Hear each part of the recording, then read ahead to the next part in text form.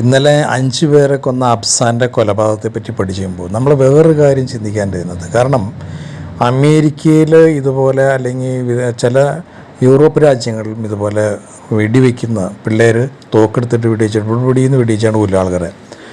അവരുടെ ഒരു മൈൻഡ് ഇതുപോലെ തന്നെയാണ് അവരുടെ മൈൻഡ്. ഇത് ഇവിടുത്തെ വ്യത്യാസം എന്ന് പറഞ്ഞിട്ടുണ്ടെങ്കിൽ അവിടെ പാരൻ്റായിട്ട് ഇവർക്ക് അത്ര കണക്ഷൻ കുറവായിരിക്കുമല്ലോ. ഇവിടെ വരുമ്പോൾ എന്ന് വെച്ചിട്ടുണ്ടെങ്കിൽ പാരൻസായിട്ടാണ് ഈ മക്കളൊക്കെ പാരൻസായിട്ട് വർഷങ്ങൾ കഴിഞ്ഞിട്ടാണ് അവർ ബന്ധം വിച്ഛേദിക്കുകയുള്ളൂ. കാരണം വെച്ചിട്ടുണ്ടെങ്കിൽ ഇവർ വളർന്ന് വലുതായി കല്യാണം കഴിച്ച് മക്കളായി, എന്നാലും അവർ ആ ബന്ധം നിലനിർത്തിക്കൊണ്ടിരിക്കും. വിദേശത്ത് അതില്ല. അപ്പോൾ ഇവിടെ ഈ പാരൻസിനെ കൊല്ലുന്നതൊക്കെ ഇവർ ശരിക്കും പറഞ്ഞിട്ടുണ്ടെങ്കിൽ സാധാരണ ഒരു മനുഷ്യന് ആകുലചിന്ത ഉണ്ടാവും. കാരണം വെച്ചിട്ടുണ്ടെങ്കിൽ നമ്മൾക്കൊക്കെ ഓരോ ആളുകൾക്ക് ഓരോ ചില സമയങ്ങളിൽ മാതാപിതാക്കളോട് ദേഷ്യം, അവരെ കൊന്നുകളയണം, ഇങ്ങനെയൊക്കെ ചിന്തിക്കുന്ന പിള്ളേരുണ്ട്. സാധാരണ ആളുകൾക്കും അങ്ങനെ തോന്നിയിട്ടുണ്ട് എന്നുള്ളതാണ് പഠനത്തിൽ നിന്ന് മനസ്സിലാക്കുന്നത് ചില സമയത്ത്. പക്ഷെ അവർ ചെയ്യില്ല. ആ ദേഷ്യം കഴിഞ്ഞ് കഴിയുമ്പോൾ അതുകൊണ്ട് മാറും. കാരണം അത് മാത്രമല്ല, അതൊക്കെ ചെയ്ത് കഴിഞ്ഞ് കഴിഞ്ഞാൽ നമ്മുടെ പോലീസ് പിടിക്കും. അങ്ങനെ മാത്രമല്ല, സമൂഹത്തിൽ നമ്മൾ ഒറ്റപ്പെടും, നമുക്ക് ജീവിതം മുന്നോട്ട് നയിക്കാൻ പറ്റില്ല എന്നാണ് ചിന്ത ബ്രെയിനിൽ ഒരു വശം അങ്ങനെ ചിന്തിച്ചു കൊടുക്കും. അതായത് ഇപ്പോൾ ഈ ആത്മീയമായിട്ട് ചില ആൾക്കാർ പറയണേക്കാം, അതായത് ഇബ്ലീസിൻ്റെ, ഷെയ്ത്താൻ്റെ, പിശാചിൻ്റെ ചിന്തയും ദൈവത്തിൻ്റെ ചിന്തയും. അപ്പോൾ നമ്മളിപ്പോൾ ഒരു സ്ഥലത്തേക്ക് നടന്നു പോകണം. അപ്പോൾ അയാൾ ബാറ് കണ്ടു കഴിയുമ്പോൾ ഇയാൾക്ക് തോന്നാണ് അവിടെ കയറി 2 അടിക്കാം, അല്ലെങ്കിൽ കൂട്ടുകാരുടെ കൂടെ അല്ലെങ്കിൽ സുഹൃത്തുക്കളുടെ കൂടെ അവരെന്തെങ്കിലും ഈ മദ്യം കഴിക്കുകയോ അല്ലെങ്കിൽ അതുപോലെ തന്നെ ഈ മയക്കുമരുന്ന് ഉപയോഗിക്കുകയോ ചെയ്യുമ്പോൾ അയാൾ ചെല്ലുന്നു. ഒരു ഉദാഹരണം പറയുന്നതാണ്. അപ്പോൾ അയാൾക്കിത് കൊടുക്കുന്നു. അയാൾ കൊടുക്കുമ്പോൾ പിശാച് പറയുന്നത് കഴിച്ചോ കുഴപ്പമില്ല, നല്ല ഒരു ആനന്ദം ഉണ്ടാവും, നല്ലതാണത്, നമുക്കൊരു കുറച്ച് നേരത്തേക്ക് റിലാക്സേഷൻ ഉണ്ടാവും എന്ന് പറയുന്നു. ദൈവത്തിൻ്റെ ഒരു ചിന്ത വരുന്നത് അത് ചെയ്യരുത്, ചെയ്തു കഴിഞ്ഞാൽ വലിയ തെറ്റാണ്, നീ ഇതിനടിപ്പെടും, നിനക്ക് പല പല പ്രശ്നങ്ങളും ഉണ്ടാവും എന്നുള്ള ചിന്ത വരുന്നത്. ഈ ബ്രെയിനിലെ ഒരു ചിന്തേനെ പറ്റിയാണ് നമ്മൾ അതിനെ കാൽക്കുലേറ്റ് പറയുന്നത്.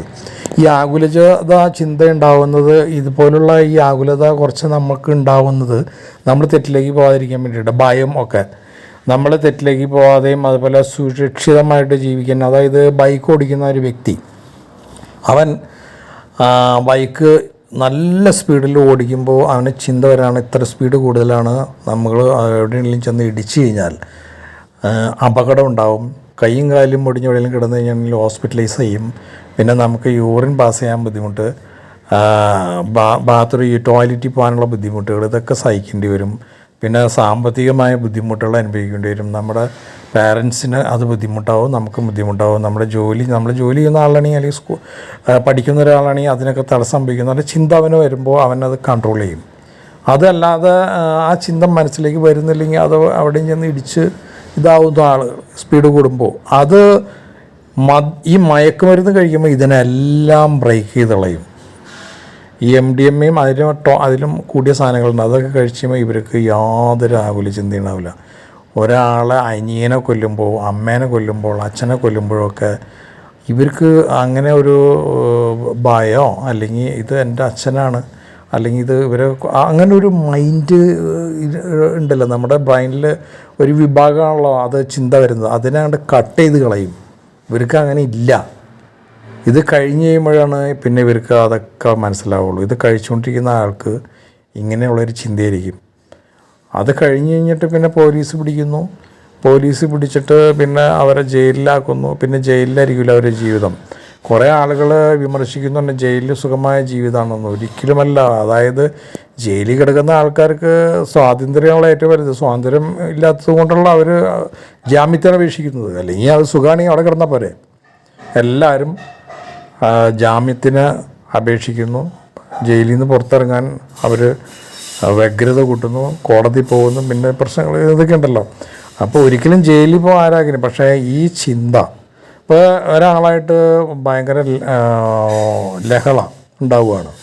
ഈ ലഹള അധികരിച്ച് ശക്തമായിട്ട് വരുമ്പോൾ ചില ആളുകളായിട്ട് തർക്കം മൂത്ത് കൊലപാതകത്തിലേക്ക് അവർക്ക് ആ ചിന്തനെ കട്ട് ചെയ്ത് കളഞ്ഞിട്ട് ഇവർ മറ്റവൻ്റെ മുന്നിൽ ഞാൻ തോൽക്കില്ല എന്നുള്ളൊരു ചിന്തയിലേക്ക് അങ്ങോട്ട് കയറി വരികയാണ്. ആ സമയത്ത് സാധാരണ മദ്യം കഴിക്കാത്ത ആൾക്കാർ ആ തല്ലിൽ ആ സമയത്ത്, അതായത് നമ്മുടെ ദേഷ്യം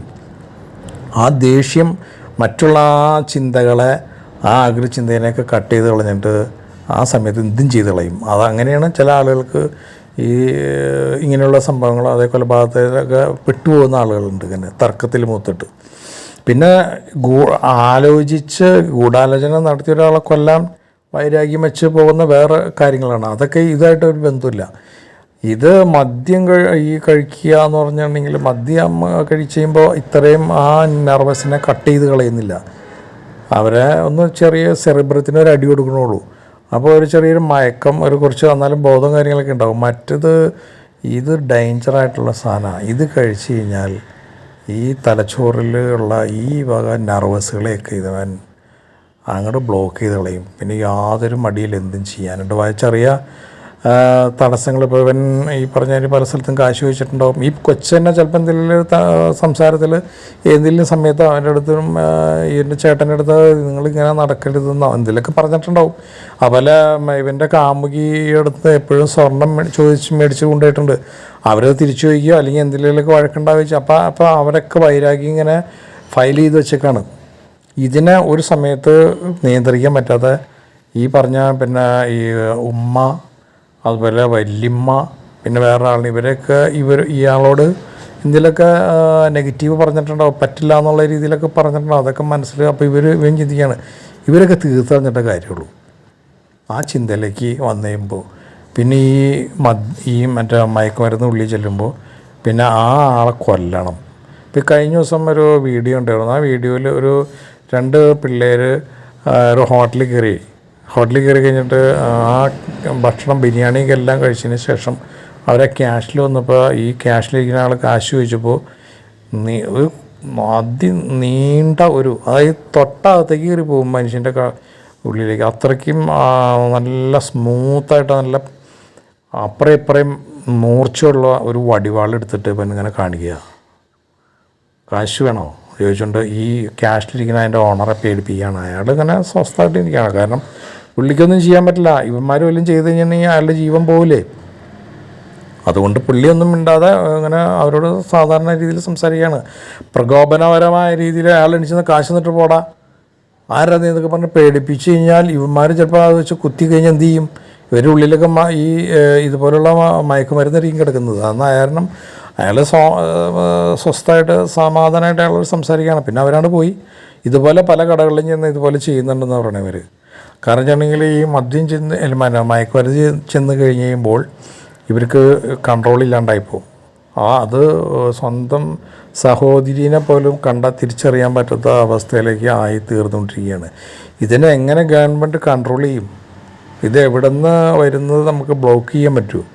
ഇതാരൊക്കെ ഉപയോഗിക്കുന്നുണ്ടെന്ന് കണ്ടുപിടിക്കാം. അപ്പോൾ എല്ലാ മാതാപിതാക്കളും സ്വന്തം മക്കളെ എങ്ങനെ വിശ്വസിക്കാൻ പറ്റും? കാരണം ഇവരൊക്കെ എന്തൊക്കെ കഴിക്കണം, എന്ത് കഴിക്കുന്നില്ല, ആരൊക്കെ കൂട്ടുകൂടുന്നു, ഇവരൊക്കെ ഏത് സമയത്താണ് ഇവരൊക്കെ മൈൻഡ് മാറിപ്പോണേന്ന് ഒരു പിടുത്തമില്ലല്ലോ. അപ്പോൾ അങ്ങനെ ഇവർ ആയിത്തീരുകയാണ്. അപ്പോൾ ഇപ്പോഴത്തെ കാലഘട്ടം എന്ന് പറഞ്ഞിട്ടുണ്ടെങ്കിൽ സ്വന്തം മാതാപിതാക്കൾ മക്കളെ വിശ്വസിച്ചങ്ങനെ ജീവിക്കും ഇങ്ങനെ പോരുമ്പോൾ ഇവർ. അപ്പോൾ അത്രയ്ക്കും ഡേഞ്ചറായിട്ടുള്ളൊരു കാലഘട്ടത്തിൽ കൂടിയാണ് നമ്മുടെ ഈ സംസ്ഥാനം കടന്നുപോയിക്കൊണ്ടിരിക്കുന്നത്. അപ്പോൾ അതുകൊണ്ട് വളരെ കെയർ ചെയ്യണം. ഇപ്പോൾ ഗവൺമെൻറ് ഇപ്പോൾ ഇതിനെതിരെ എന്ത് നടപടി എടുക്കും? ഇതിനെങ്ങനെ തുടച്ചു നീക്കും? ശിക്ഷ കൊടുക്കാമെന്ന് പറഞ്ഞിട്ടുണ്ടെങ്കിൽ എല്ലാവരും ഇപ്പോൾ ഈ പിടിച്ച് ജയിലിലിടേണ്ടി വരും. ജയിലിലിട്ട് കഴിഞ്ഞാൽ ജയിലിൽ നിറഞ്ഞ് ഇപ്പോൾ ജയിലിൽ സ്ഥലം ഉണ്ടാവില്ല, ആ രീതിയിലേക്ക് പോകും.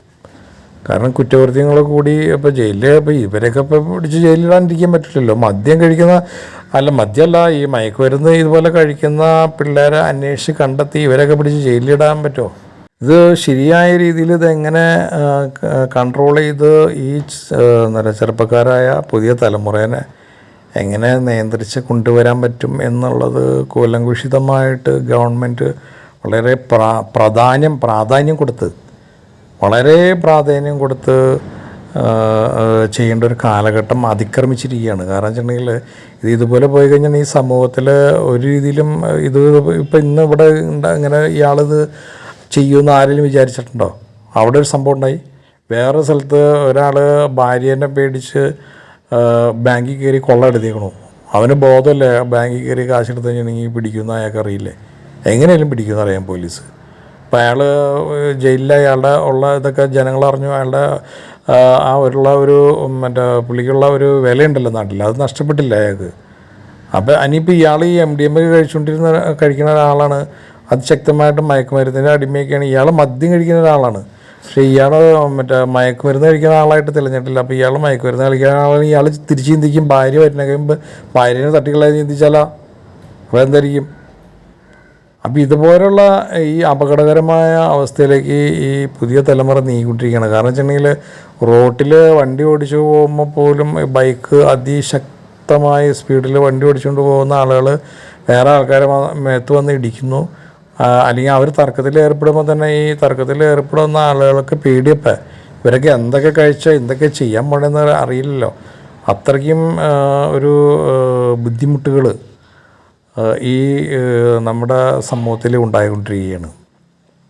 അപ്പം ഇതിനെ ശക്തമായി നടപടികൾ എടുക്കണം. കാരണം വെച്ചിട്ടുണ്ടെങ്കിൽ ശരിക്കും സ്കൂൾ തലത്തിൽ ക്ലാസ്സുകൾ പിള്ളേർക്ക് കൊടുക്കണം. അത് മാത്രമല്ല, ഇതിന് ഏർപ്പെടുന്ന ആളുകളൊക്കെ അതിൻ്റെ സോഴ്സുകൾ എവിടെ നിന്നൊക്കെ ശരിക്കും ഇൻ്റലിജൻസായിട്ട് അന്വേഷിച്ച് കണ്ടെത്തി അവരെയൊക്കെ പൂട്ടണം. അല്ലെങ്കിൽ ഇതിപ്പോൾ എന്ന് വെച്ചിട്ടുണ്ടെങ്കിൽ നമ്മുടെ സംസ്ഥാനം മയക്കുമരുന്ന്, മദ്യം ഇതിനൊക്കെ അഡിക്റ്റായ ആളുകളുടെ ഒരു സംസ്ഥാനമായിട്ട് മാറിക്കൊണ്ടിരിക്കുകയാണ് നമ്മുടെ കേരളം.